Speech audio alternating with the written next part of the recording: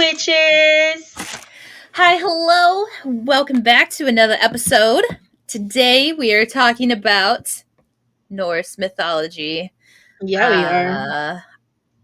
I'm going to go first. I'm going to talk about Freyr and Freyja, the siblings from Vanir.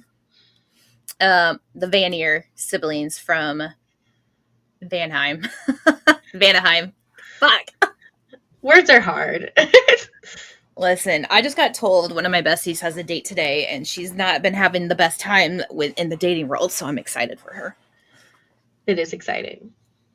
Because this guy looks super, super fucking goofy and nerdy, and like that's somebody like up her alley. And all the other ones have been like the other guy she was gonna go on a date with was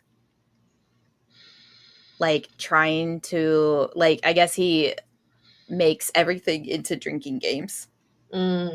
Everything's a drinking game, and he wants to have a decent drinking partner, and she's not a drinker, and Yeah. when she does drink, she's a lighter drinker. She drinks very lightly. And he drinks a lot. Like he would probably watch like the Lord of the Rings trilogy and drink through all of them and not be drunk kind of drinker. Ugh. And she would have like 3 seltzers and be wasted. So, no. But anyways, I need to do a quick shout out because South Carolina peaches are in season and they are fucking delicious. And Will and I had a date day, and we went to a little small peach festival at a little farmer's market near us. And they had some vendors there, and I saw this cute little. I saw the only. Here's the thing. I spent the majority of my time at the petting zoo. Of course you did. I was petting all the lizards. I was petting all the snakes. I was petting the pig. I was petting all the guinea pigs, all the rabbits. I was over there. And then Will's like, my back hurts. I'm hot. I'm blinded. And like he had like wet hair. Like he had like a wet head. And I was like, where'd you get this fucking water? And there's like, you can buy like flowers. They're like little planters or whatever. And they were like consistently getting misted. And he would stand there in front of the mist and just like get wet. It was like 90 something degrees. That's a great idea, honestly, though. Yeah. Like, well, and it had just got done raining like the day before, so it's like 100% humidity. Ugh. It's 92 degrees. The sun is shining. It's miserable. Yeah, that sounds miserably hot. Yeah. So like it was so hot the reptiles had to go inside. Oh God. Like it was so hot and humid. Is it that hot in September? No, not really. Okay, good. I mean, it's hot, but not like not that hot. Yeah. But so yeah, so that happened, and I was like, okay, let's go get our peaches. So we like go inside and we grab our peaches, and he goes, okay, I feel like nauseous and sick because it's hot, like we're sweating. And I was like, okay. And he goes, is there anything else you want to see before we leave? And I like looked straight across because I didn't look at any of the vendors. I saw straight across and I saw a little cauldron, and I was like, I want to go over there. And he goes, okay, let's go. So I walk over there and I was like, hello, what do we got here? It is this cute little shop called Spellbound Metaphysical and Wellness. It's just so cute. Okay. I'll share this on Instagram and social media, but I have if you watch the YouTube then you can see it like on the video. Yeah. Well, I was gonna say like live makeup style. Oh. But anyways, so it's called Spellbound. It is this cute little shop. And she's got an Etsy shop. She mails places. So if you would like her to deliver to you, that's fine. If you are local, she will deliver to you local. I will include that in the post. I will also include her Instagram handle as well. It's this cute little thing. She's got little crystals, and I found all crystals that I didn't have, so I bought all the crystals. And of course, I didn't take a picture of any of the crystals what I have, but I did get a tourmaline. I do know that. I did know I bought that. I do know I got a red jasper. And then I don't remember these two. So there's that. The blue one looks like Like oh the my grayish god. blue or like No, this marble? yeah. Fuck. I know what that is. Yeah, I don't remember, to be honest.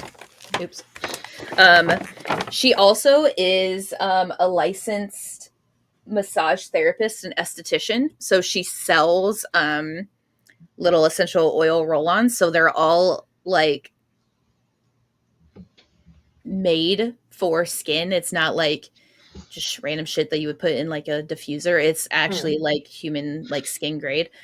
So I got this empath shield. It is jojoba oil, lavender essential oil, sweet orange essential oil, and chamomile buds and lavender buds. And it's this little roll on stick that you can like put anywhere you want. And it's an empath shield, so it can just block all of other people's junk. yeah, it keeps you nice and nice and everything. And she also has a shit ton of candles, and let me tell you, I was like, what is that candle down there? And of course I got the siren one because I fucking love anything mermaid based, but it's Reiki. Pause, and sorry to interrupt your shout out of this person, but did you see the TikTok I sent you? No, of course you didn't, because you never watch my TikToks until I call you out for not watching my TikToks. So I sent you one, and it's a dark romance about a mermaid. Yes. Okay, I will now. I did. Oh yeah, I will. Okay. Anyways, rude. You're welcome. Anyways, so this one is called Siren. It's a Reiki infused soy candle. It is a hypnotic blend of marine, jasmine, and lilac to capture the depth and beauty of the siren song. It does have embellishments in there, and they are only for intent and purposes. They do like take them out before you burn it, but like look how cute this is. No. And I think like she legitimately went to the beach and got these like locally Probably. sourced stuff. Because it's still got spines on it. But yeah, it's this cute little can. It smells so good. She also has a snake, and for those who like if you do deity work, or if you just like not necessarily like snakes, but like to have like some type of animal remains or whatever on your altar. She has a snake, and she actually takes her snake's shed and she sells it. I got that, but I don't I was going to get it for my altar, and then I was like, I have a cat that would probably try to eat it. Yeah. And I have a friend who actually works with Loki who would probably need it more. She hasn't had a decent snake shed in a while, and this snake shed looked like it was like a full, like perfect shed. Nice. So I was like, dope. I'm gonna do that. But yeah, she is a licensed massage therapist at the Winchester. Her shop is Spellbound Metaphysical and Wellness. Her Instagram is at CHS, the short spelling for Charleston. And then I'll include her Etsy webpage in our links below. But yeah, so I was super stoked to see that. I saw her and I was like, here I come. And then she was like, yeah, some of my stuff is actually at this other store that I like to go to called the Canterbury Cloak and Dagger. It is another metaphysical store about 20 minutes from me in Somerville, South Carolina. And girl, you know, I went there. I was like, they're open today. It's kind of so for those who have like metaphysical shops in there, it's they have all kinds of things like candles, books, they have incense, they have jewelry, they have um totems, they have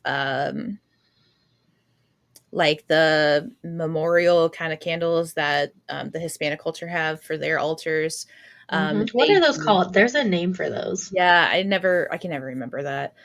They do readings, like tarot readings.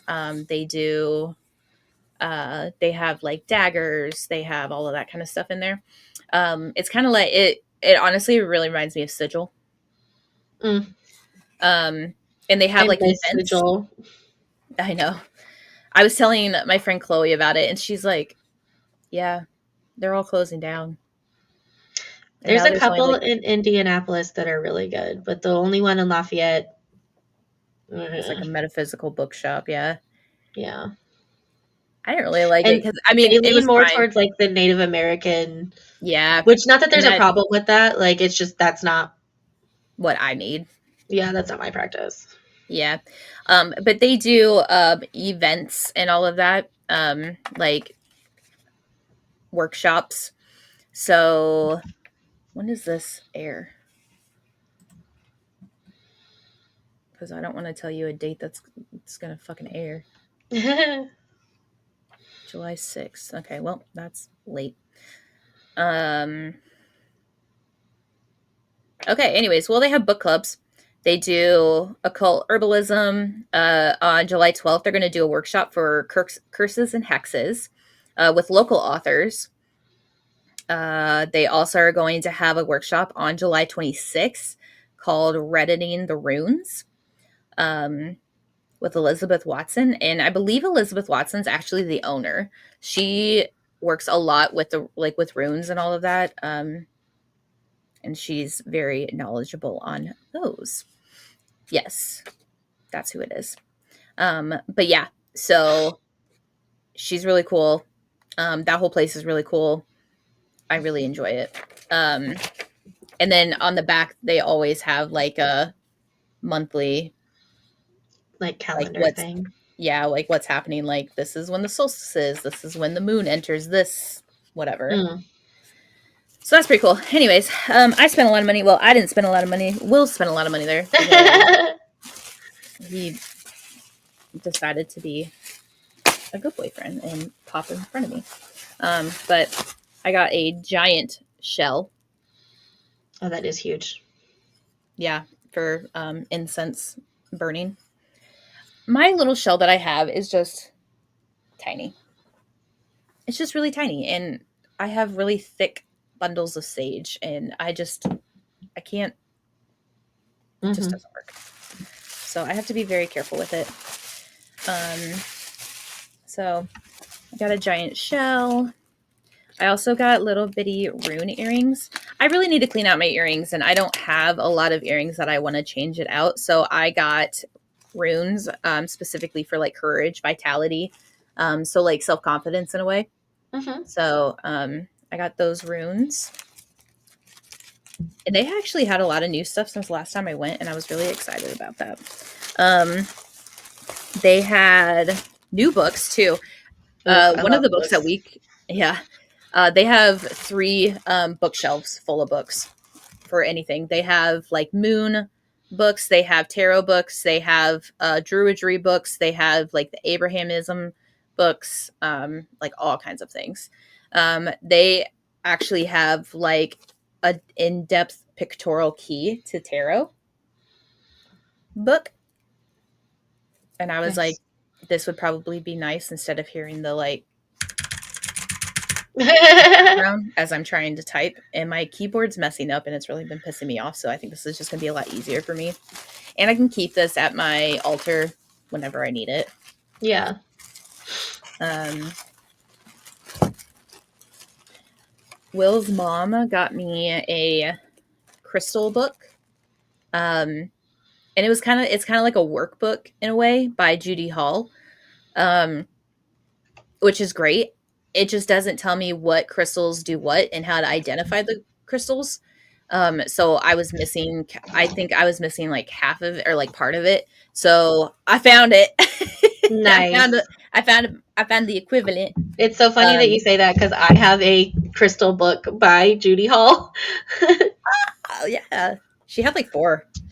But yeah, so I found that there. I was like, oh, look at that. I can match. I also have this beautiful. Now that I brought it out, I can't remember it. Adventuring? Yeah. Thank you. God, I was about to say Amazonite, but green adventuring necklace for luck, prosperity, all of that. And then because I not necessarily, I think I identify more with like the Norse deities. I definitely don't identify with the Greek deities. Because no. Except for Hecate, but like I haven't found. I think those are you have to like specially order. But because of like the Court of Silver Flames and the Valkyries and all of that kind of stuff, I got me a little Valkyrie Oh, cute. thing for my altar. Bro, those statues are so expensive. This is $10. Well, yeah, because it's tiny.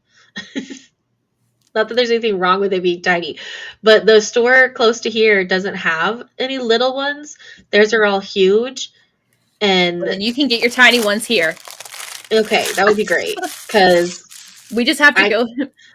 You just have to do your research because they have the Celtic ones. They have the I think they have the African American ones too because they have the store here has a lot of Egyptian. Yeah, they have Egyptian as well. They have Egyptian, they have Norse, they have Greek, they have Norse, Greek, Egyptian, Celtic, and then they actually have some like saints, but I know some witches work with. Yeah, the store I go to has a lot of Christian Michael things as well. Yeah. Yeah. But yeah, that's the Canterbury Emporium. Okay.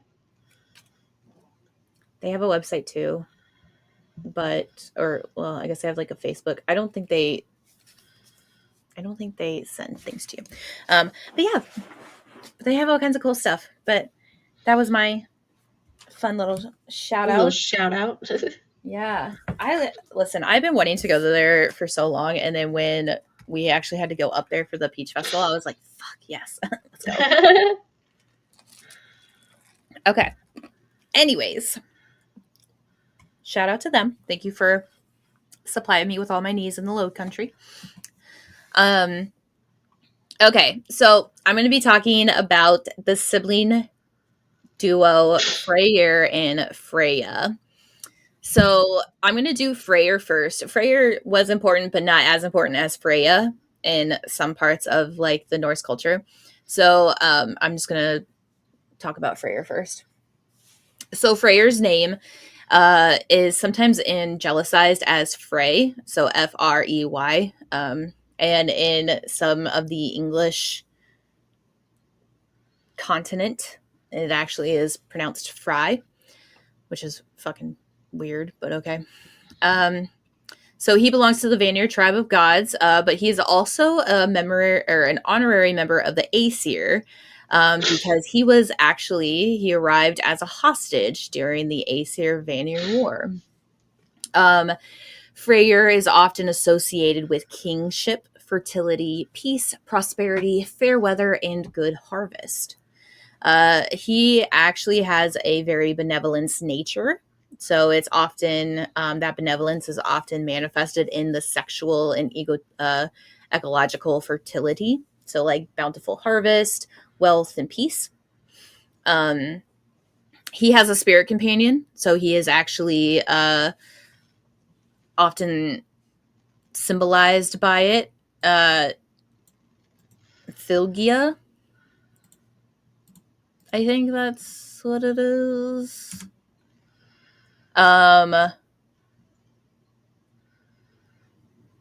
Which it in Norse mythology, it's a spirit that accompanies a person in connection to their fate or fortune. Um, it can come to you as like a dream, like when you sleep or something like that. Excuse me, gosh. My eye's twitching. Oh my god, am I okay? I don't know. Are you? I don't know. It's probably because I haven't gotten a lot of sleep recently. Or because you're drinking a giant cup of caffeine? It's matcha. It's still caffeine. Not a lot. It's still caffeine. And it's mixed with lemonade, so. Okay. Okay. Um, he's also symbolized by his boar. I'm gonna fuck this up. Golenborsti. I wouldn't know any better. Hey, that is the what it looks like. And his enormous. Have you not already read over this?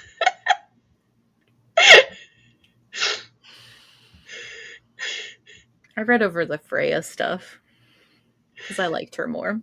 Okay, But fair. I didn't. That was the thing. When I was at that shop yesterday, I didn't know if I wanted Freyja or if I wanted a Valkyrie one or if I wanted Scaldi. So I was like trying to read over my notes real quick, and I was like, and his enormous erect phallus. Wait, the boar's enormous erect phallus or his own personal one? His sexual fertility, so his own personal one, apparently. Okay, well, you never. These are gods and goddesses. You never fucking know. Okay. Well, there was a picture that was always like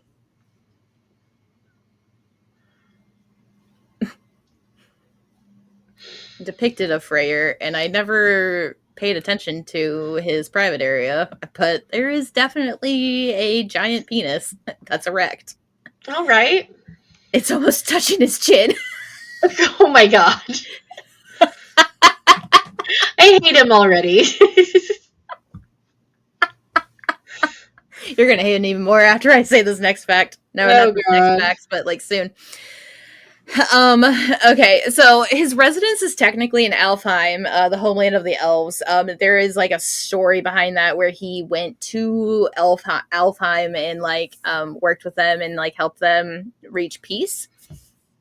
So there is like they're like the not that he's like the savior of Alfheim, but he is definitely a main important figure on Alfheim in Alfheim's culture. So it's not explicitly stated that's where he lives, but that's where he is assumed to be living. He has when he is like traveling or whatever, like when in a lot of the proses or the Eddas, you'll actually see that he travels specifically with his chariot or his ship. I'm not going to say his ship's name because that is a lot of letters that I do not know the pronunciations for.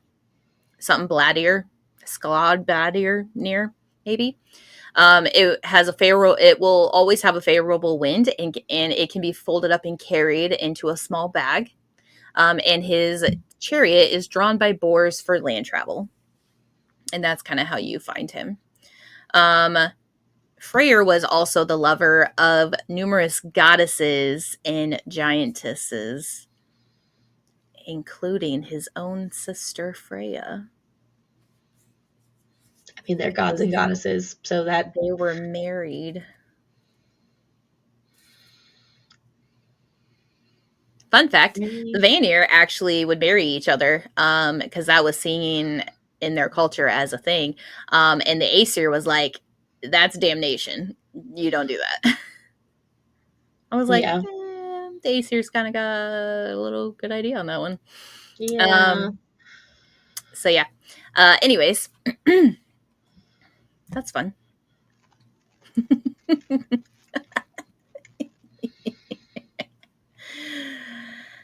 Oh shit. All right, anyways, Freyja.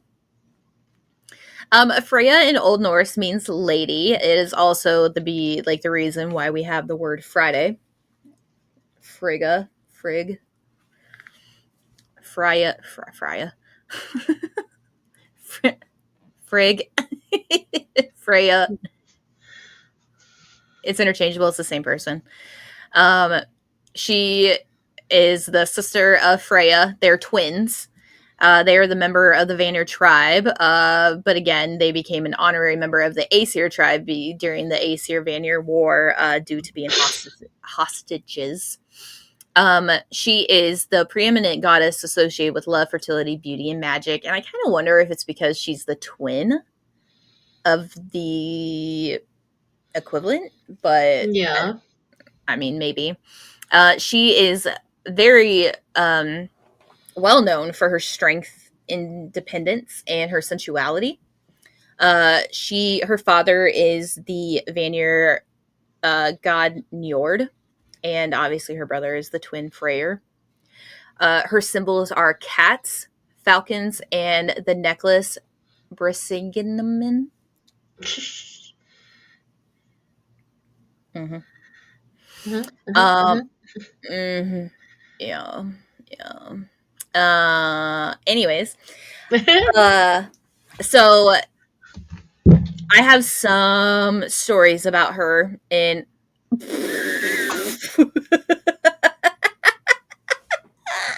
You ain't got your pride flag no more, bitch. Oh my god. That I hurt, didn't just it? hit my fucking hand on the. Yeah. Anyway, continue. So I have some folklore about her. She what is it? She actually, so Satyr is a form of magic. I think it's known like obviously it's native to Vanaheim if she knows it. But she actually taught the art of Satyr, the magic art form, to the Aesir. And she was actually revered by many. She was well loved. She was a very multifaceted goddess. And she was not hated by a lot, which is very rare. I feel like there's a lot of wars between Mm-hmm. a lot of things. Um, so the thing about her necklace, one of the most famous stories about Freyja is her necklace, the Brisingamen. Um, to get this piece of jewelry, she actually had to engage in a very, very daring and very unconventional bargain with dwarves. So, like Hmm. the Svartalheim. Uh, This myth underscores Freya's determination and the lengths to which she would go to acquire something of great value. So, like, she used outside methods and like showed how smart she was to be like she wanted this, she was going to get it. So like that showed the independence and the strength that she like can get. Um, Freya and Odin are who is also so eloquently named Oder in other forms. um, they were married. He is Odin. Obviously, everyone knows Odin. Odin, excuse you, rude. Oh, Odin, it like got stuck to the bottom of my cup. right?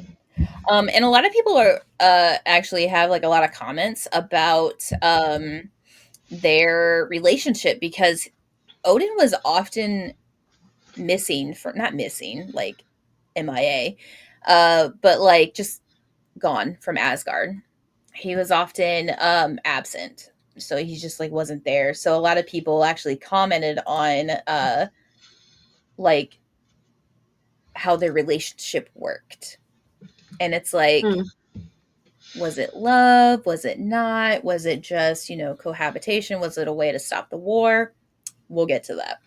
Um, and then another what is it?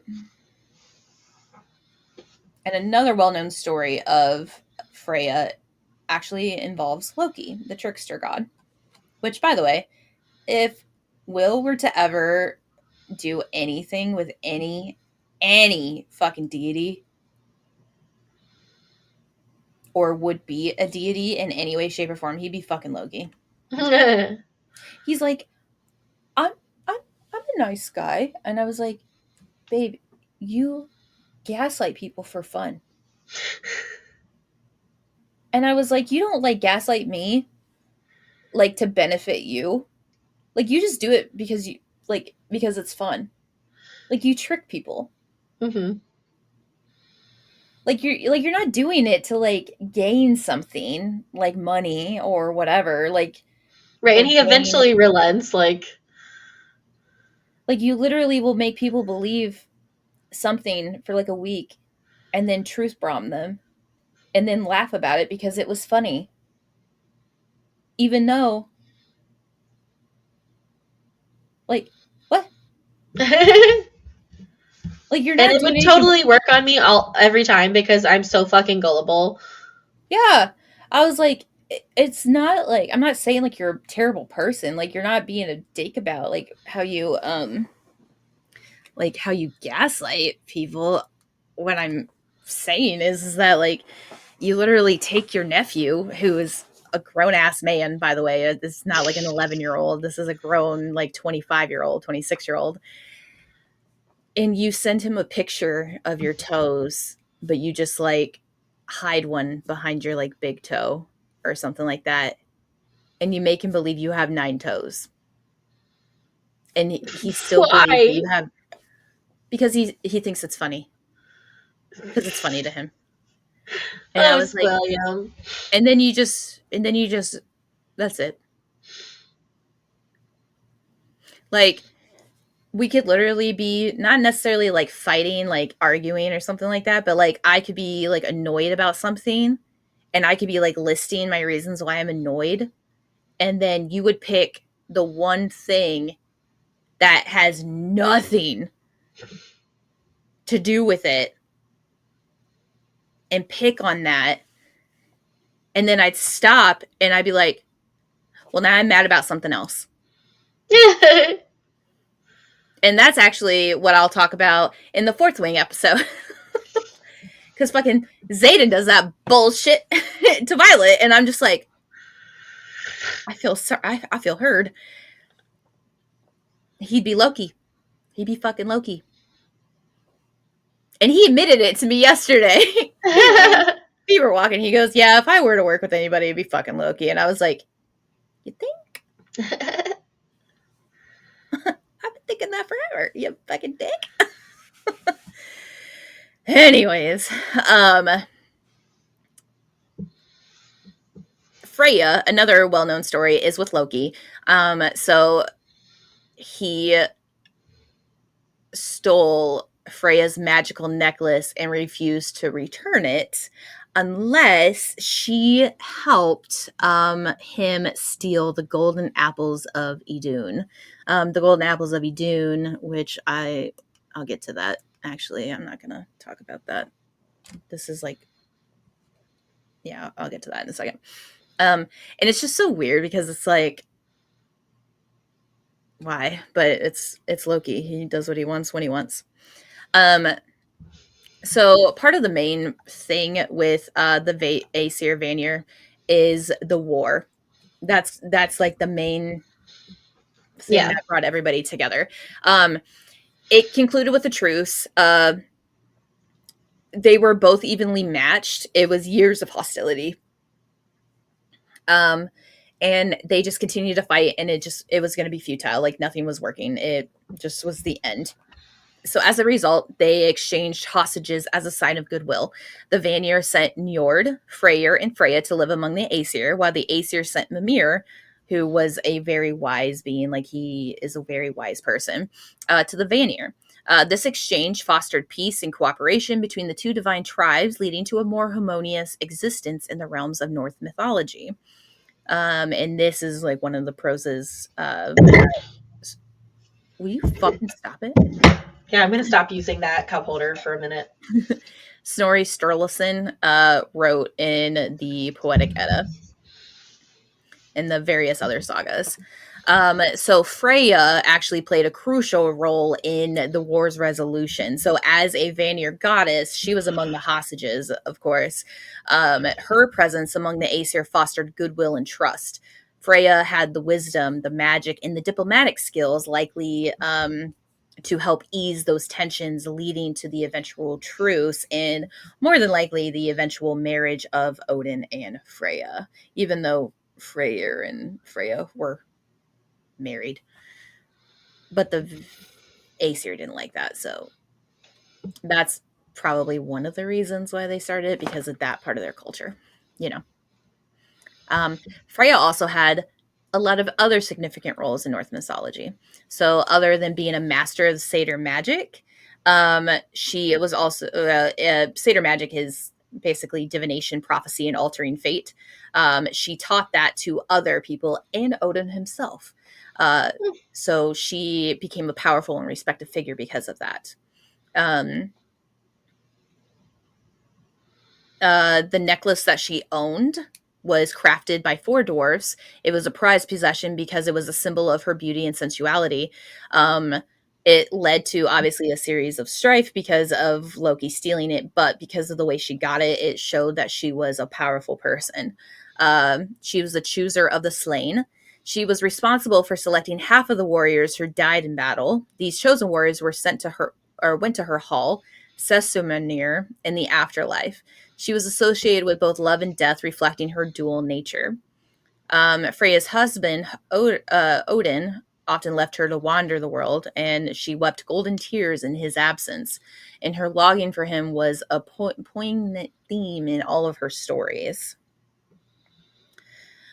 She also has feminine empowerment. So she challenged a lot of the gender roles by being assertive, the independent and powerful woman, which was not necessarily not heard of in Norse mythology. I feel like Norse culture and the Viking culture is very which Viking I feel like is like not the correct terminology.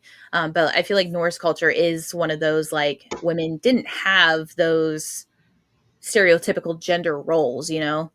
They had more whatever, but she was like, no, we're going to own it, we are going to continue to own it. And I think that's what kind of defined that part of Norse culture, why women are assertive, why the women in that culture are independent and powerful and able to do certain things, because of Freyja's, empowerment and all of that.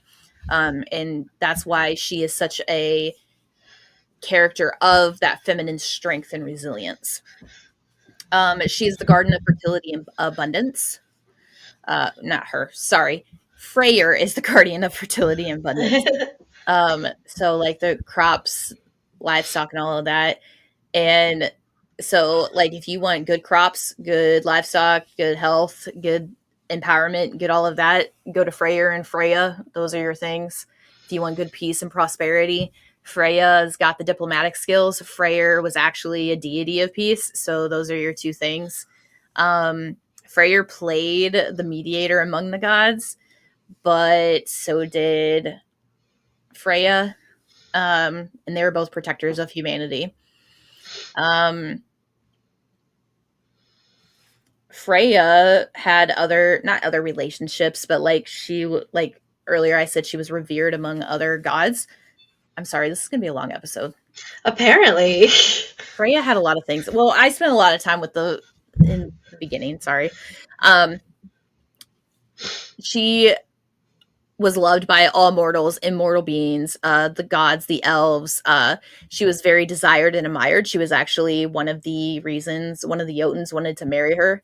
And she was like, I want her as my wife. And I want her and only her. And you will not get what you want unless I have her as my wife, kind of thing. Because they were drawn to her beauty, wisdom, and enchanting presence. She, again, just like Freyr, fertility and prosperity, which for some reason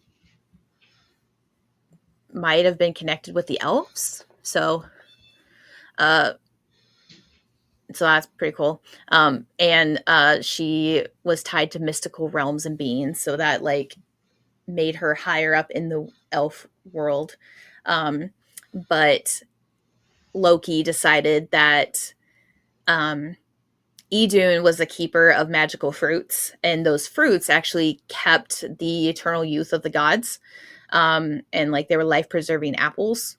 Loki decided he was going to take them from Asgard and he was going to give them to Sajazi, a giant in disguise.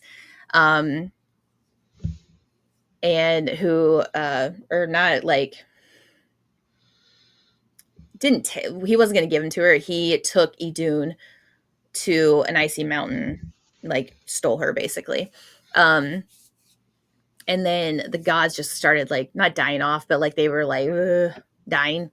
Um, and Loki was like, "Oh fuck." So he ended up having to actually partner with Freyja, um, and borrowed her falcon. And Freyja's falcon helped Idun transform into a nut and escape from the castle in the icy mountain, so that Idun could be returned to her apples, so that the apples could still continue to be remade or whatever, so that the gods would not cease to exist. Well, because Loki was like, let's have some fun. Let's fuck people up. Oh, Loki. But look, Freya's a badass, so if you want to like pray to her and be her deity, like I would definitely do that. She's pretty fucking cool. Okay, that's it. Okay. Mine is not going to take nearly as long as that. But I'm going to be talking about another set of, some people say they're twins, some people say they're just brothers, but another set of siblings called Magni and Modi. They are sons of Thor, and they're the opposite of Freyja and Freyr. They are heavily associated with battle and warfare. And they are also, other than Thor, some of the only people or beings to be able to wield Mjolnir. So they can pick up and use Thor's hammer. Their names go along with who they are. Magni means mighty, and Modi means wrath. And then their sister, because Thor also had a daughter, her name was Thrud, and her name meant strength. So his children's names were Mighty, Wrath, and Strength. These three together were supposed to symbolize the different aspects of their father and the kind of being he was. So, like, just take that as you will. Magni and Modi specifically, however, there was a prophecy that was made, and it was made to, or about them and Ragnarok. So at the end of, or after Ragnarok, there's supposed to be an era of peace, and Magni and Modi will be the leaders that usher in that era of peace. Specifically talking about Magni, his mother was Yarnsaxa. She was a Jotun giantess, and her name means iron stone or iron dagger.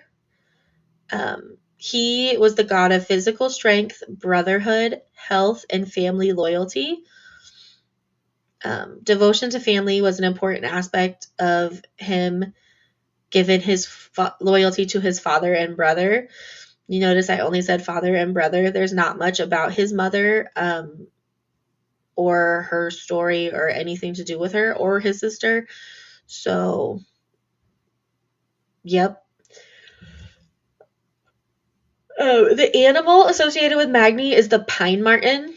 Apparently, on a lot of his things, you'll see this. And a pine marten, by the way, because I looked it up, is basically a weasel. It's like a European cat from the weasel family. It looks like a weasel.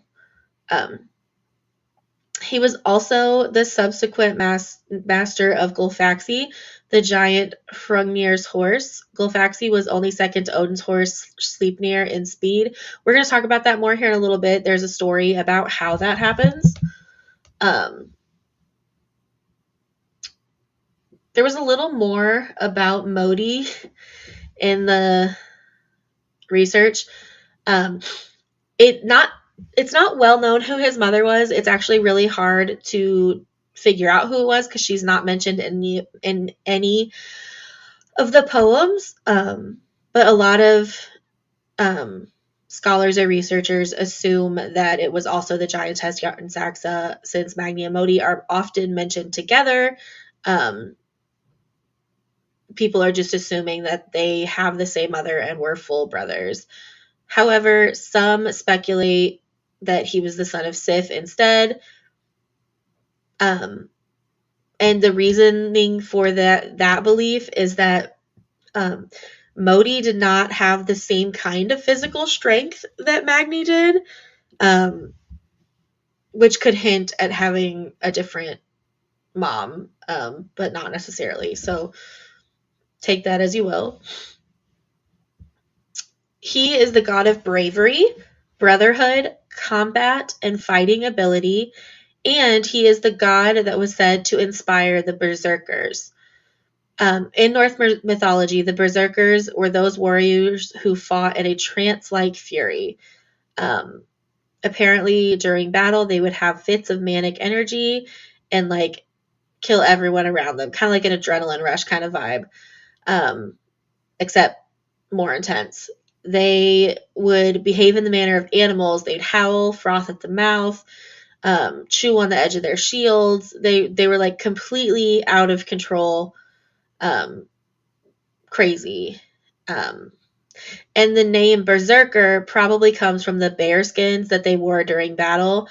And the more modern phrase, he went berserk, that comes from these warriors in Norse mythology. Some stories about Magni and Modi. In the third poem of the Poetic Edda, Odin leaves his wife Frigg behind to seek out the home of the giant Vafthrûdnir. He visits the giant in disguise, and they have a contest of wisdom, which is probably pretty intense since this is Odin. Odin is known to be fairly intelligent. They ask each other many questions about the past and the present. Ultimately, Odin wins because he asks Vafthrûdnir what the great god Odin whispered into the ear of his dead son Baldur when the latter's body lay on the funerary ship. Only Odin could have possibly known the answer to this question, so Vafthrûdnir realizes who his guest is, and obviously doesn't know the answer to that question because only Odin could possibly know the answer to that question.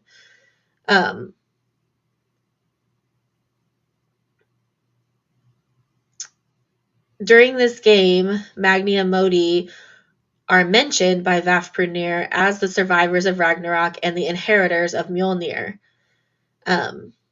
He says, ultimately, a new world will rise from the ashes of the old one, cleansed and repopulated. In this new world, Odin's dead sons, Baldur and Hodir, will rise again. It shall be a new beginning, fertile and peaceful. So even though Odin and Thor and all of them will be dead, Magni, Modi, Baldur, and Hodir will lead everything into peace. That is the only poem that mentions Modi at all. So he's no further mentioned after that. There is an additional story, though, about Magni in the Prose Edda in the book Skaldskaparmal, which literally means the language of poetry, which is the second part of the Prose Edda. There is a tale or a story of Thor and Hrungnir, which is a stone giant. So Hrungnir comes to Asgard and he's like, hey, everybody, My horse, Gulfaxi, is faster than Sleipnir, Odin's horse. And he makes like a big deal about it and makes like a bet basically. And they are going to have a horse race and bet on the horse race, which automatically is off to a bad start. Like that never is the good beginning to a story. So Hrungnir is wrong and he loses the bet.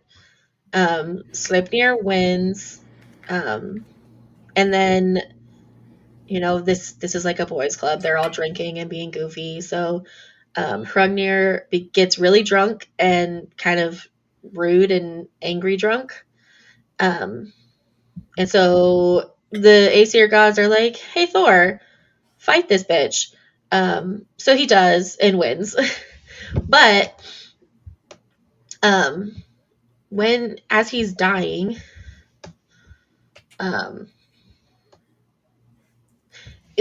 Hrungnir like falls forward towards Thor, and his foot is like resting on Thor's neck, and he can't get up. So all the other gods come and try to get him free, but they can't. Finally, Magni comes up to Thor and just lifts the giant's foot off his father's neck. He was only 3 days old when this happened. But he when he frees Thor says it's just sad that he hadn't come earlier, because had he arrived on the scene earlier, he would have struck down the giant with one fist. So Thor is super excited about this and like proud of his son, because, you know, strength and manliness and stuff. So he gives him a big old hug and is like, he's going to be a great man. And he is like, I'm going to give you Gulfaxi, Hrungnir's horse. And that's how Magni gets him. Then the last thing I have to talk about is pop culture. There's not a lot of pop culture that has to do with Magni and Modi, but God of War. They are in there. They are antagonists, so they're good guys. They're the sons of Thor and Sif in the game, and Magni is older and Modi is younger, which I think is the case. When they're still children, the two of them managed to rescue their father Thor from under the body of the stone giant Hrungnir after Thor killed him. But only Magni was given credit for this deed, since he was more blonde and he was the only one who had been noticed by Odin's advisor Mimir. Magni is the favorite son, while Modi was treated as the younger and lesser son, gave rise to feelings of bitterness because Modi felt like he was just as powerful and important as his brother, and he constantly tried to prove that he was more capable of wielding Thor's hammer. But despite these feelings, they were still often found on the same side of like war and battle. They were rivals in the sense of like sibling rivalry, but not in any real way.